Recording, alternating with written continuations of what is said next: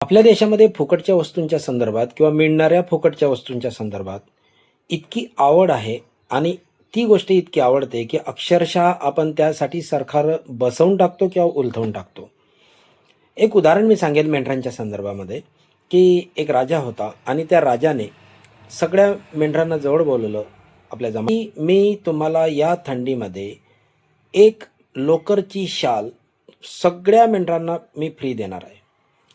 मग काय विचारतात गंमत, कोलाहल सुरू झाला, गोंधळ सुरू झाला, शिट्या वाजू लागल्या, आनंद व्यक्त होऊ लागला. जिकडे तिकडे आनंदच आनंद.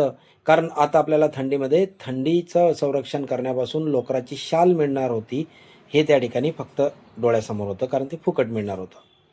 सगळं काही शांत झालं, आनंद करून पार्टी करून संपलं. मग रात्रीच्या वेळेस असंच घरी बसले आहेत, जेवण करतायत मेंढरं मायबाप आपले लेकरांसह. एक कोकरू असतं छोटंसं. ते कोकरू आपल्या आईला विचारतं, आई, आपल्याला लोकराची शाल तर नक्कीच मिळणार आहे अंगावर पांघरण्यासाठी, पण ते लोकर कुठून येणार आहे? ज्यावेळेस हा प्रश्न एका बाळाने आपल्या आईला केला, त्यावेळेस भयान शांतता पसरली. भयान शांतता पसरली. कारण लोकर कुठून येणार होतं? आपल्या सगळ्यांना माहीत आहे. तीच गोष्ट आपल्या देशात नव्हे, संपूर्ण जगामध्ये ज्या ज्या ठिकाणी फुकटच्या वस्तू मिळणार असतील, त्याच्यासाठी लागणारा खर्च हा कुठून काढला जाणार आहे, याचा जर विचार केला तर आपल्याला अनेक उदाहरणं देता येतील. गहू मोफत, तांदूळ मोफत, अन्न सुरक्षा योजना आहे आपल्या, त्यामुळे ती मोफतच आहे. बरोबर लाडकी बहीण योजना आहे.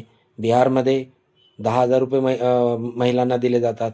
अजून अन्य सरकारांमध्ये अन्य कोणते तरी पैसे दिले जातात.